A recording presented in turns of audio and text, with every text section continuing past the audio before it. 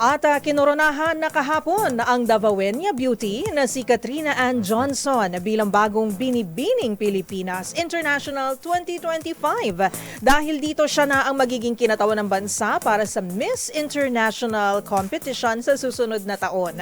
Ang mga detalye panoorin sa Showbiz Report ni Rovic Manuel. And our Binibining Pilipinas International 2025 is none other than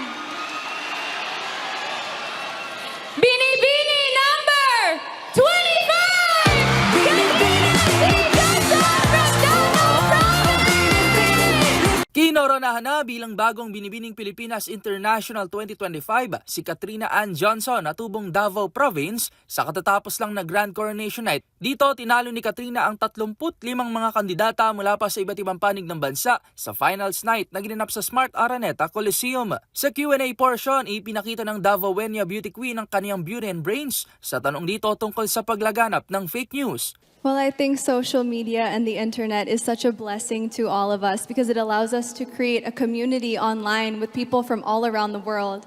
But yes, fake news is a rampant issue nowadays.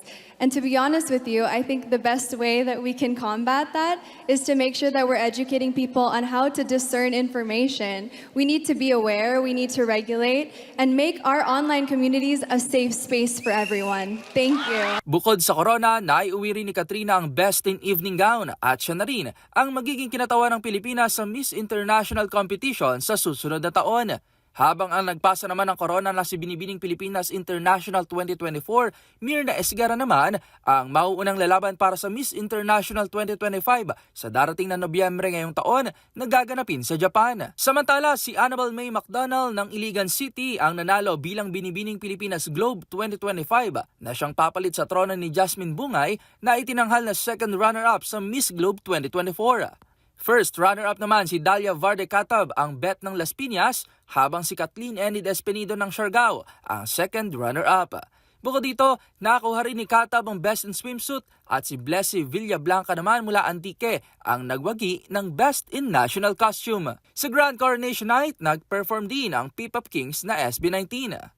Ito na ang ika-61 taon ng naturang national pageant at matatanda ang ilang Binibining Pilipinas Queens na rin ang nakapag-uwi ng titulo at korona sa bansa tulad ni Catriona Gray as Miss Universe 2018, Pia Wurtzbach ang Miss Universe 2015 at Kylie Versosa bilang Miss International 2016. Para sa MBC TV Network News, sa ngalan ni Angelica Cosme ang ating showbiz angel, ito si Rovic Manuel ng DZRH TV. Una sa Pilipinas, una sa Pilipino.